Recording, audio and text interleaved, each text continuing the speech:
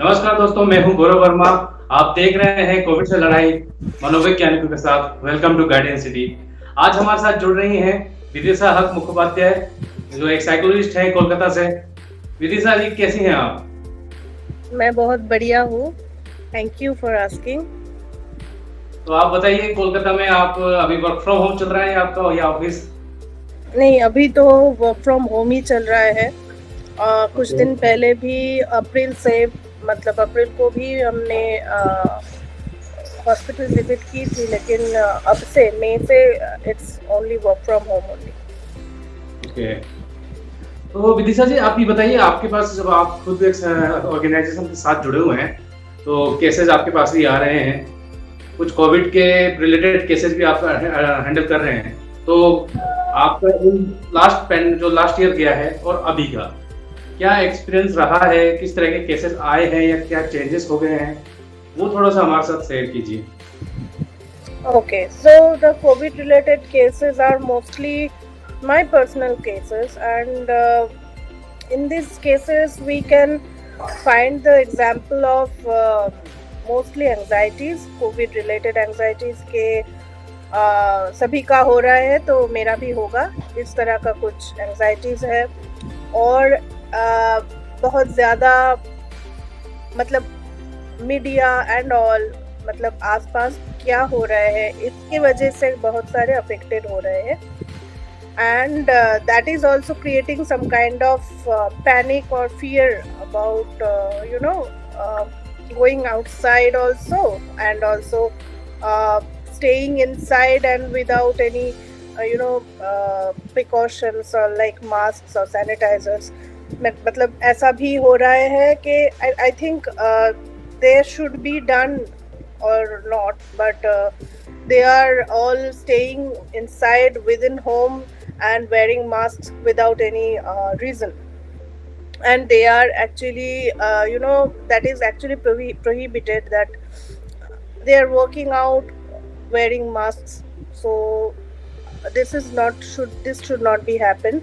When you work out, the mask should be worn out. So I think mostly these are anxiety cases.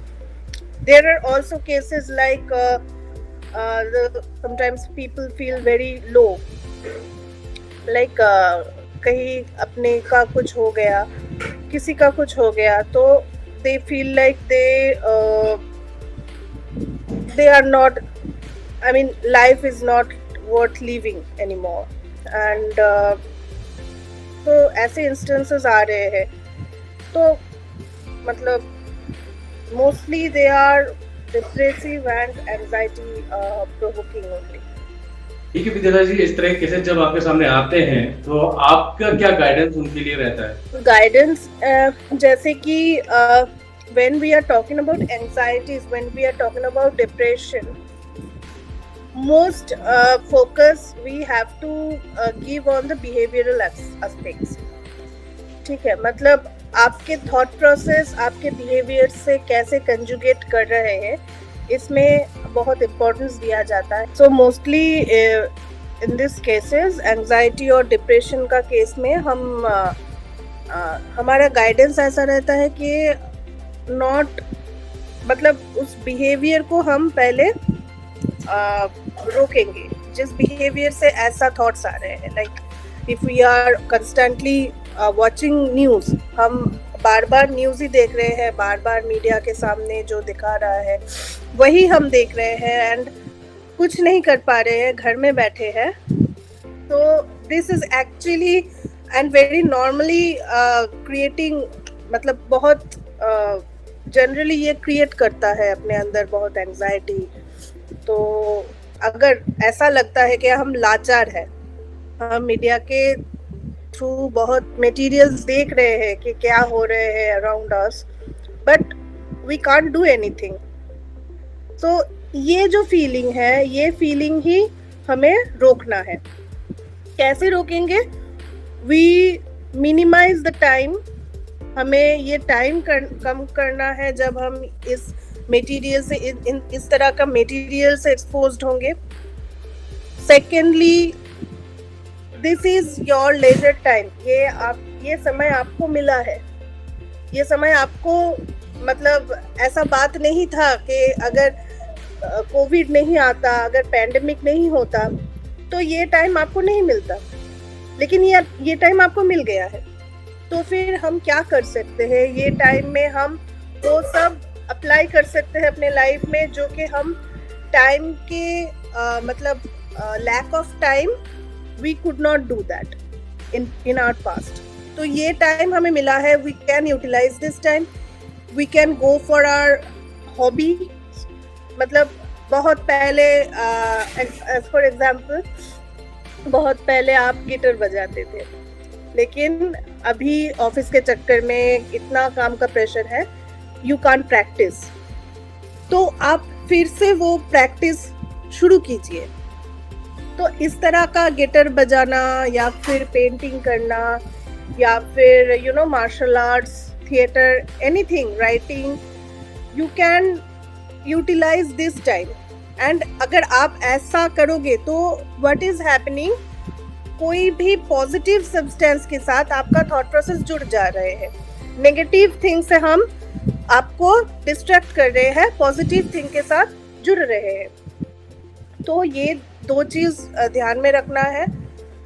और secondly, thirdly, that is very important कि आपको family के साथ time मिल रहा है, तो ये टाइम भी यूटिलाइज करना है कि आपका नियर एंड डियर वंस कैसे आपके साथ कम्युनिकेट कर रहे हैं, उनके साथ ये जो टाइम मिला है इसका you can make the best of it.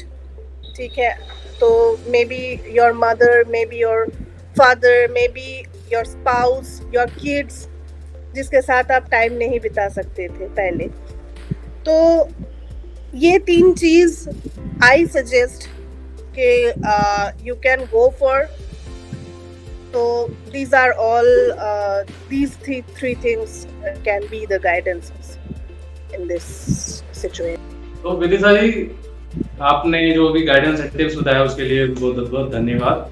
साथ में मैं ये पूछना चाहता हूँ, जो एक साइकोलॉजिस्ट भी इस समय पूरा पैंडेमिक निकाल रहे हैं, तो कभी कभी हम भी स्ट्रेसफुल हो जाते हैं। जब ऐसा आपके साथ होता है, आप स्ट्रेसफुल हो जाते हैं, तो आप अपने खुद के लिए क्या करते हैं? ओके, मैं तो पहली बात ये जो चीज़ गाइडेंस के लिए मैंने कहा, ये तीनों चीज़ मैं फॉलो करती हूँ। I actually don't look at any kind of news. I'm not looking at any kind of news nowadays.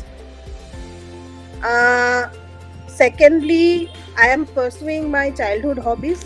जो भी चीज़ मैं बचपन में करती थी वो टाइम की वजह से ख़त्म हो गया था, टाइम नहीं देने की वजह से, उसको मैं कंटिन्यू कर रही हूँ।